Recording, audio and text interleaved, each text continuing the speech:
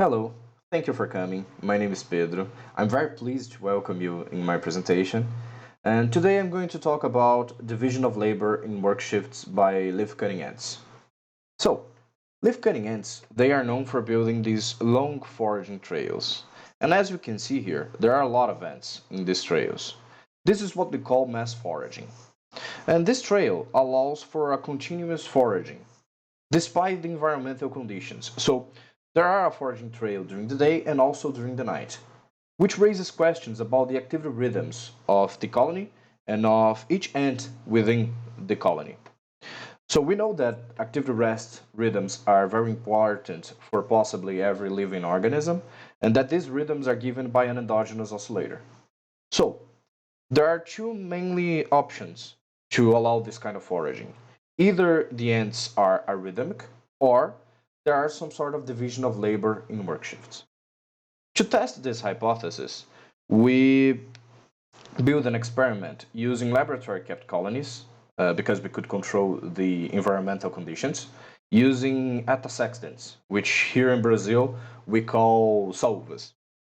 And we placed them in a setup that goes like this. There were an nest tray connected to a foraging tray by a bridge, and at the end of this bridge we placed a webcam to record the activity of the colony and of the marked ants, because we mark ants with a specific ink pattern so that we could identify them on the recordings, on the posterior recordings, and we mark them in specific time frames within the 24-hour cycles, which we called work shifts.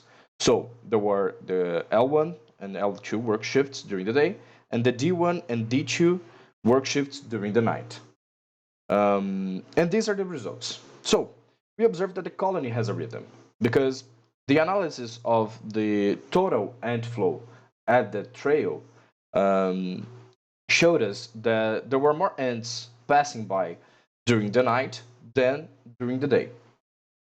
And more interestingly was to observe the patterns of the marked ants. So the L1, the ants marked in L1 and L2 were more observed during the light phase than during the night or the dark phase.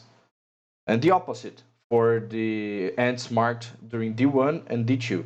So they were more observed foraging again during the night and less during the day. Which means that we could reconstruct the groups that we marked in the first day. This means that there is some sort of division of labor in work shifts, supporting our hypothesis. But we also could observe some other data. For instance, we observed the foraging efficiency given by the correlation between leaf transportation and total wind flow at the trail. So, as we can see here, the total leaf transportation is higher during the dark than during the light. But there are more ants at the during the dark than during the day, which means that the ants foraging during the day are more engaged in transporting leaves than the ants foraging during the dark, which we can see here by the slope of these curves. And we also could observe the size of the ants foraging.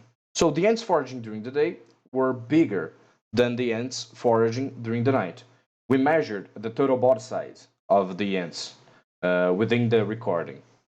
Well, there is possibly an ecological meaning for this data because, well, bigger ants that foraging during the day are more resistant to high temperatures and low humidities, and the smaller ants, well, they are not that resistant, so they forage during the night, which means that they could be there to reinforce the trail or to foraging for sugar as they cut the leaves. Which means that the colony has two states: a day state with low flow, bigger ants but more engaged in leaf transport, and a night phase with high flow but with smaller ants and less engaged in leaf transport. Well, I invite you to read our recently published paper on this data. Thank you for watching, And I'll leave the descriptions, I will leave the references in the descriptions down below. Thank you.